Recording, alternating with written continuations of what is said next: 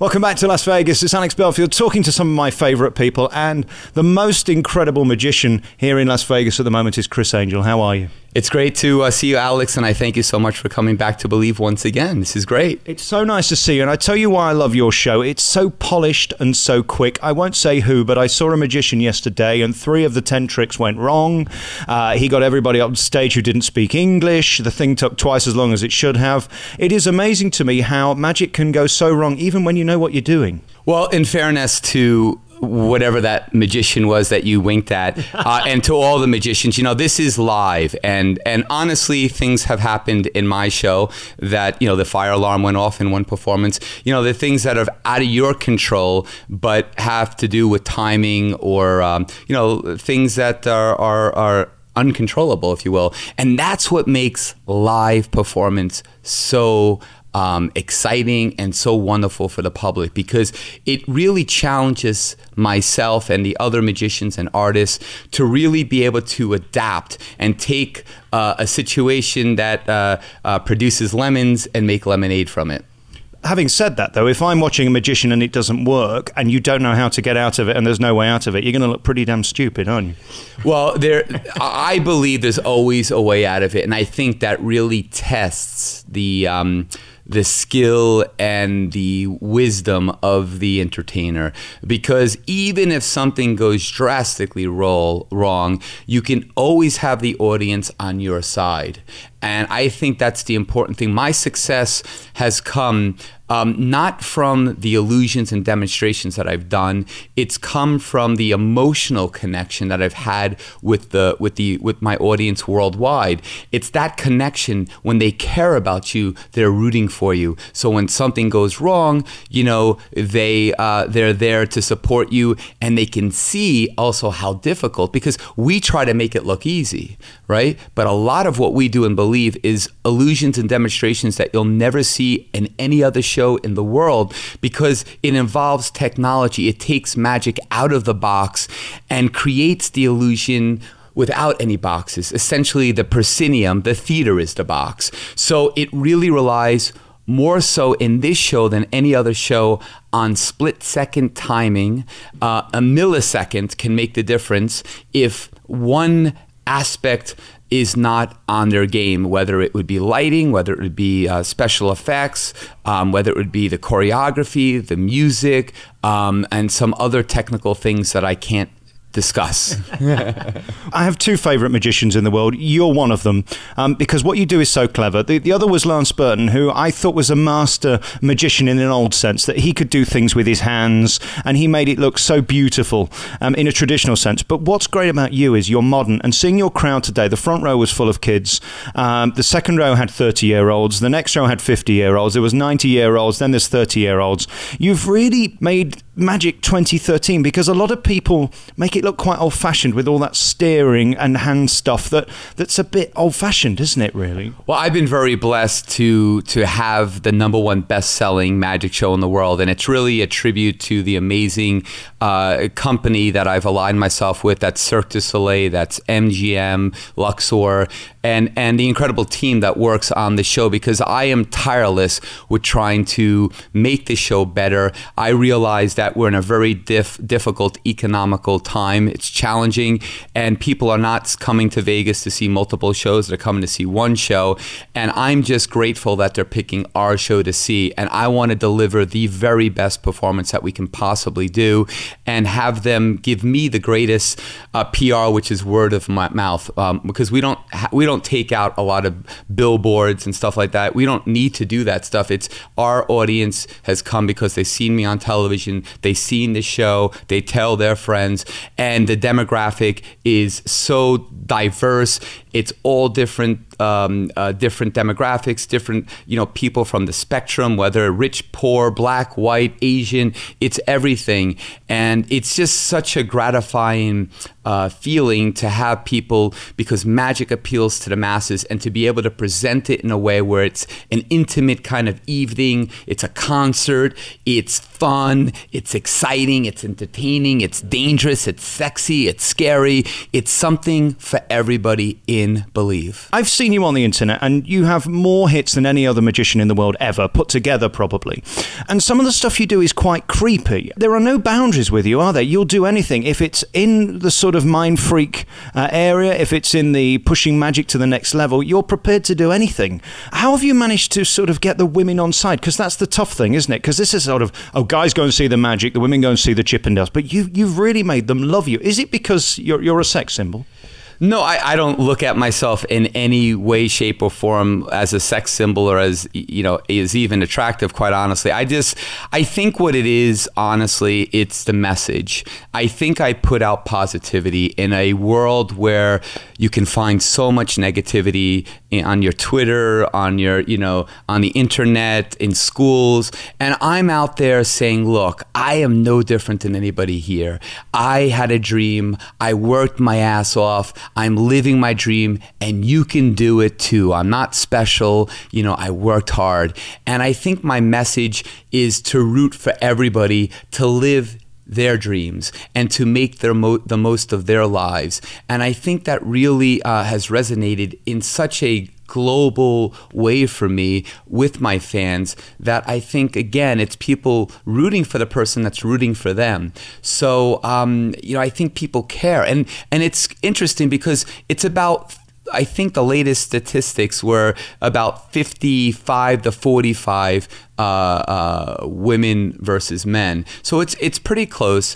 But I'm so excited about so many different things that we're working on right now, which I wish I can tell you about. But there's a big announcement that will be happening this month about the future of my television career. That's all I can say. Okay, why don't you give me the exclusive? It could make me an awful lot of money. I'd love to. I'll make a deal with you as soon as I know when I can say it, because the party that's doing this with me wants to make the announcement, which I respect and understand, and they're paying a lot of money, so I got to respect them. But you've always been such a huge proponent.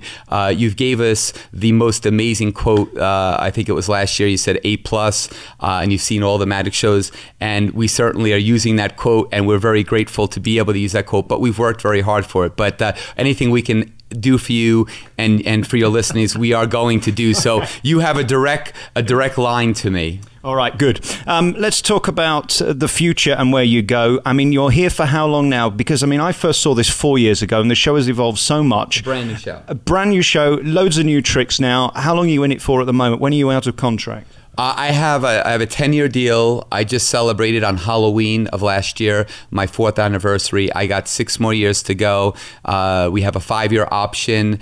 We'll see what happens when we come to that. We'll cross that bridge. But I have 6 years left, and honestly, I'm not done with the show. I will be done with this show in about 6 months. I have new illusions going in that I've been working on, one of which for 17 years. I have a levitation that will revolutionize levitation as we know it in live performance. And that's a tribute to my incredible team and to Cirque du Soleil for giving me the opportunity to bring it to life. It's a crazy dream. And some other illusions along with new music, bringing in a lot of dubstep and some really cool music, costuming, redoing some of the lighting. I'm always tweaking. You know, Guy Laliberté said to me one time, a production, a show is a living organism, and it's so true. So you're here 46 weeks a year, you do 2 shows a night for 5 days a week. Keeping it fresh, I think, is probably the hardest thing. I've seen a lot of shows here that are tired, and it's no surprise. I mean, it's exhausting. There is no Believe by Cirque du Soleil without Criss Angel, and your energy tonight, again, is just like the last time I saw it, and the time before that, and the time before that. You give 100%. Where do you get that from? Where is that belief to go on stage and give it 100%? Well, I just feel it took me, as I say in the show, which is really true, it took me 18 years to become an overnight success. This is what I dreamt about. This is what I had a burning desire to live and to breathe and to do.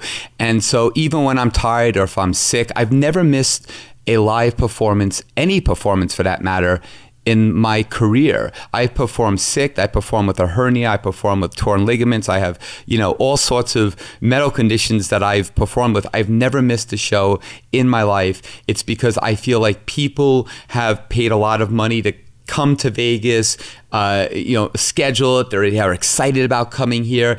And I remember many years ago in the 90s when I came to Vegas and I was excited to see a magic show. And I won't say what magic show it is, and I won't even give you the wink, but I will tell you this, that it got canceled and I was so disappointed. And I never, ever want to make anybody have that disappointment, to feel that disappointment, because I know what it's like.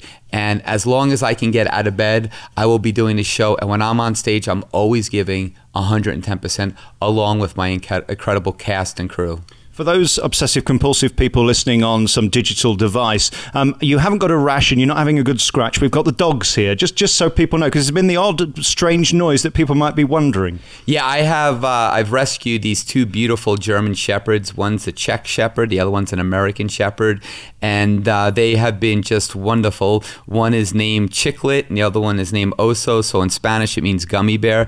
It wasn't anything planned. It was the names that Oso. When I got Oso, that was his name. I didn't want to change it. And then Chiclet's real name was Piglet, which I hated, and so I named it Chiclet because it was my first dog when I was a little kid.